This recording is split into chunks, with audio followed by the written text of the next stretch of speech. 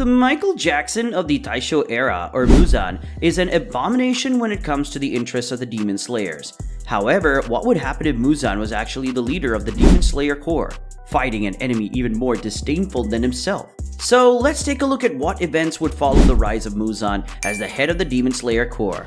Muzan is a pretty nasty demon, but he wasn't always like that. Just kidding, he was always a sickly little thorn. However, the guy has tons of experience, as he's been alive for more than 1,000 years and has trodden through many eras of Japan up until his mishap with the Kamados in the Taisho Era. But what would his policies and actions be if he were to act as the Commander-in-Chief, or Oyakata-Sama, of the Demon Slayer Corps? Firstly, Muzan would most probably look towards developing a strict hierarchical ranking system, which would be better than the ranking opted for by Ubuyashiki, as the lower ranking Slayers were always the first to be sent on life-ending missions, which clearly weren't meant for someone at their power level.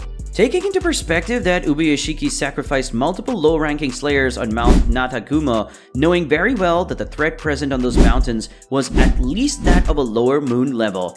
And it wasn't until dozens of Slayers were turned into spiders and puppets that his lazy ass finally decided to send in some promising newbies like Kamaboko Squad and 2 Hashiras. Muzan wouldn't have dared to make such a careless mistake in his wildest dreams, and would have immediately sent a Kasugai Crow for the Hashira nearest to Mount Natagumo in order to end the situation once and for all. Another fun detail to notice would be that, contrary to the Kakushis and the swordsmiths under the guidance of Ubuyashiki, Muzan would have made it necessary for them to hone their skills to a level where they're at least able to take care of themselves in a case of attacks by minor demons and other threats, instead of relying mostly on clever deception and camouflage like in the case of Ubuyashiki. Now, whether these changes are welcomed by the Corps members or are met with resistance will be another point of debate, as the Demon Slayer Corps is not a straight hierarchical organization, but rather a branched structure made up of family trees that go back thousands of years and are all intertwined. Muzan will initially face a lot of resistance against massive change in the organization, but will soon succeed in enabling his will over the other members in an effort to actively seek and destroy all demons from the face of the earth as soon as possible. Final selection. Moving on to other aspects of the organization, Muzan is going to make changes to the recruitment process for the Demon Slayers itself by tweaking the final selection. Muzan would probably vote in favor of making his final selection even more brutal than it already is. In the eyes of Muzan, weakness is the most disgusting thing anyone could ever witness, and he'd do anything in his power to rid the Corps of weak and mediocre Demon Slayers. He would immediately call for a ban on Slayers collaborating and helping each other during the final selection, in order to weed out the weak links, making them fodder for the demons on Mount Fujikasane. This would also result in casualties involving young Demon Slayers who had a lot of potential for growth but were forced to take the exam too soon due to pressure from their mentors.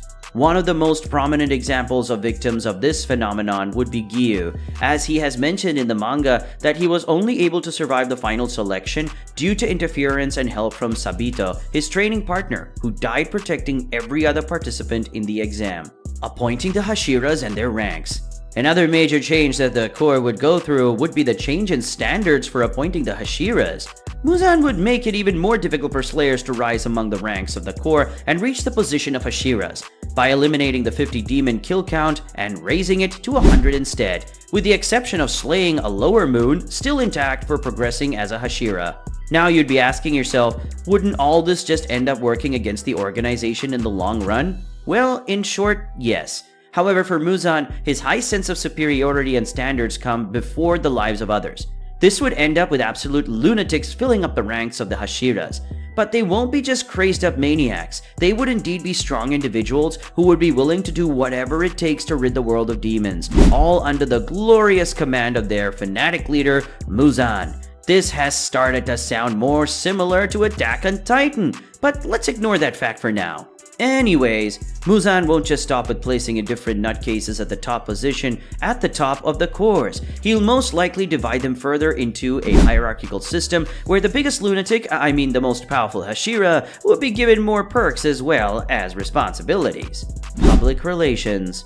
Now, unlike Ubuyashiki, Muzan is not going to ignore the fact that the island nation of Japan is officially under the control of the Taisho government, and ignoring the official bodies altogether would be an actual hindrance towards achieving his goals. So rather than keeping his organization a secret, Muzan would definitely bend towards colluding with the government and demanding zero impunity if demon slayers were ever caught by the official authorities.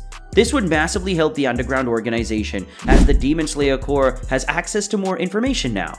However, there are always cons for every pro out there, and in this case, it would be the outing of the Demon Slayer Corps' hideouts. Now, if Muzan signs an agreement with the government and agrees to share information with them, there is a high chance that their information gets leaked by some government officials due to corruption or outright fear of a demon. Muzan would also have to keep in mind the fact that not all people are as mentally strong as the Slayers due to their tough training, and would succumb to the voluptuous offer of turning into a demon and living forever as eternal life in the dream of every living being who has ever taken a single breath in this world. Approach towards hunting demons.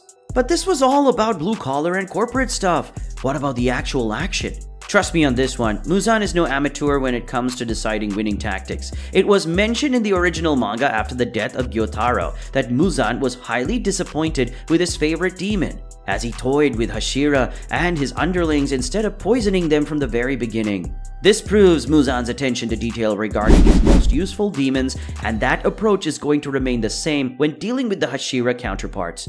Instead of waiting for demons to attack and murder victims, Muzan would set in motion certain practices and methods that would enable the Slayers to actively track the whereabouts of certain demons with the help of the Kasugai Crows.